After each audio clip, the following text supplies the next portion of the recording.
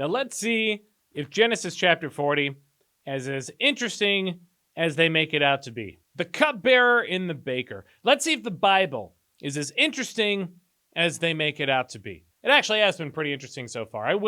I can honestly say that. It's been a long time since I've read or studied any of this, and honestly, in most cases, when you go to church, the Bible's being read to you, so you get selected and filtered versions of it through whatever medium you're absorbing it in. That could be in like a small group, that could be a preacher in front of an entire congregation. When I was a kid, we would read specific passages, but even then, that's selected by the teacher typically, or whoever's leading the group. So I would argue that's a form of filtration. Unless you're actually reading this stuff yourself, you don't know what all specifically it says. Do your own research, as they say. Sometime later, the last thing that happened, by the way, if you're just catching up, Joseph is in prison, but it's like really cool prison because God just makes it awesome for him. Sometime later, the cupbearer and the baker of the king of Egypt offended their master, the king of Egypt. That was a little repetitive. I thought I maybe had misread something. The cupbearer and the baker. I guess the cupbearer is like the guy who brings wine,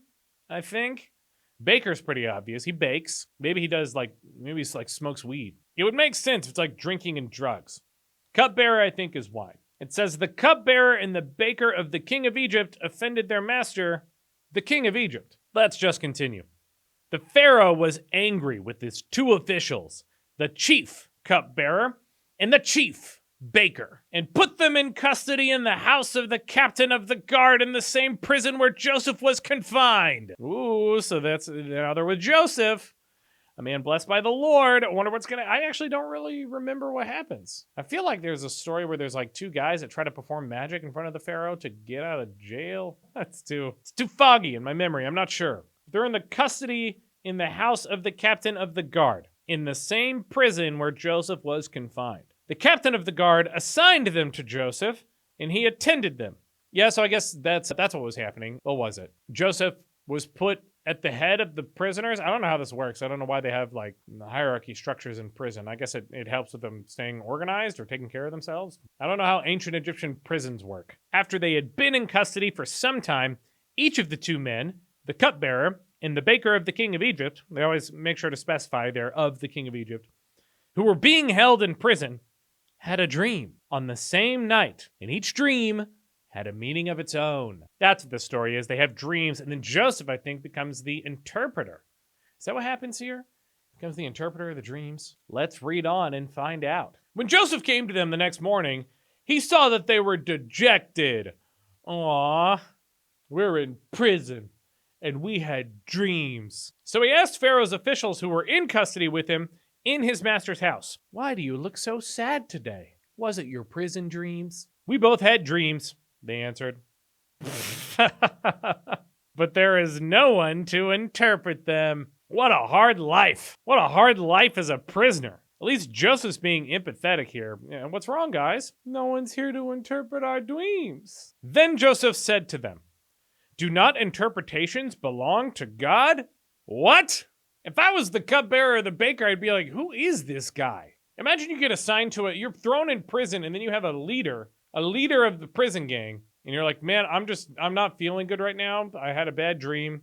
No, I'd like someone to interpret them. And then the leader walks up to you, and you're sitting on the ground in the corner, and he comes up with his hands on his knees, and he goes, "You know who those interpretations belong to, don't you? Those are God's interpretations. You wouldn't want to go taking something away that's God's, would you?" I mean, if I'm in ancient Egypt, I'm like, no, I guess.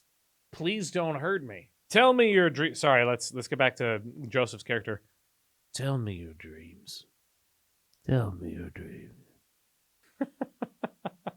So the chief cupbearer told Joseph his dream. Yeah, I would do that too. Okay, sir. Who are you? He said to him, "In my dream, I saw a vine in front of me. And on the vine were 3 branches. As soon as it budded, it blossomed, and its clusters ripened into grapes." So this is like, I guess, a wine vine, a vineyard, a wine yard.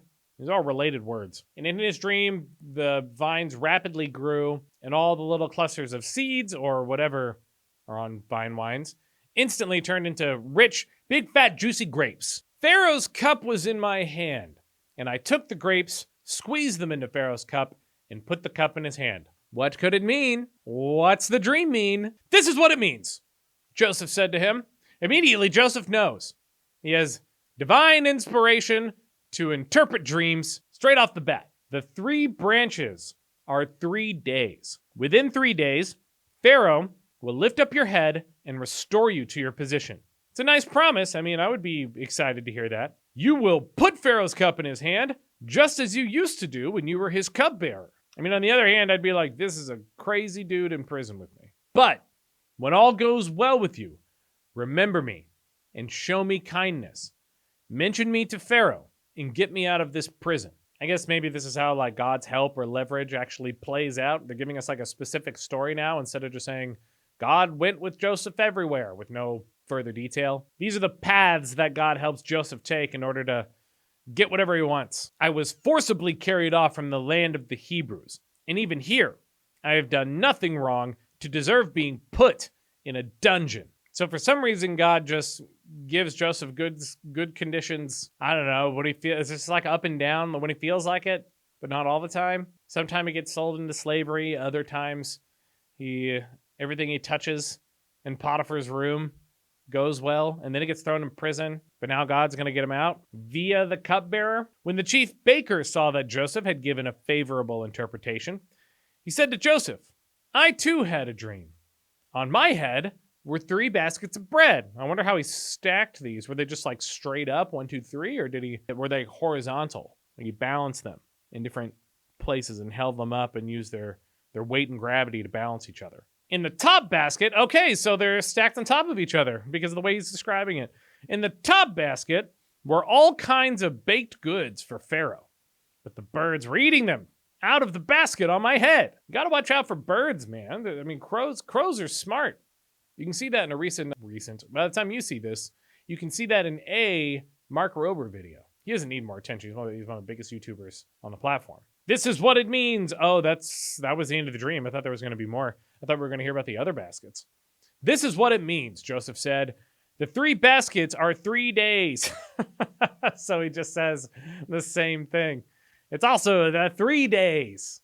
Everything is 3 days. Within 3 days, Pharaoh will lift off your head, like decapitate him, and impale your body on a pole. Yeah, I think that means he's getting decapitated. And the birds will eat away your flesh. What in the horror movie is this? The Pharaoh will lift off your head, impale your body on a pole. This is like when they talk about people contacting isolated tribes on islands, and then they just violently murder whatever explorers land there. And the birds will eat away your flesh. It's like Game of Thrones. And the guy was like, I just want to have my dream interpreted too.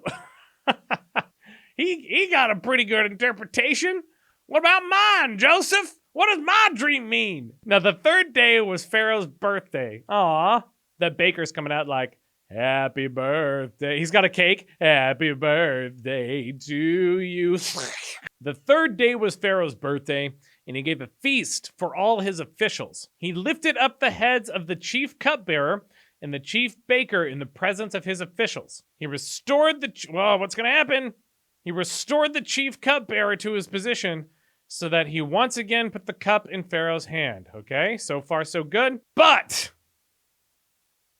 he impaled the chief baker just as Joseph had said to them in his interpretation. So Joseph's 2 for 2 on interpreting. The chief cupbearer, however, did not remember Joseph. He forgot him. What in the world? All of this happens in a prison. You're sitting next to the baker who gets violently murdered, and you're correctly restored to your previous position off of an interpretation / prediction from the prison leader in ancient Egypt. I get that maybe these people weren't like they didn't have like formal education on anything. I don't know how they're thinking or what they're thinking. How could you possibly forget someone like that? If you were thrown into jail wrongly, or maybe it was justified. They said they made someone angry. I don't even remember now. How could you go through something like that and then forget the guy that told you and predicted the guy next to you? Both things. How could you? Maybe it means forgot him, like didn't give him more, like didn't remember him once he got like what am I trying to say? Like, didn't acknowledge him anymore. Just started ignoring him after, like, forgot him in that sense. Not like he doesn't know what happened, but he's like, I got mine. And then he just stops caring that Joseph is in the prison. Maybe that's it. Maybe that's how you're supposed to interpret it.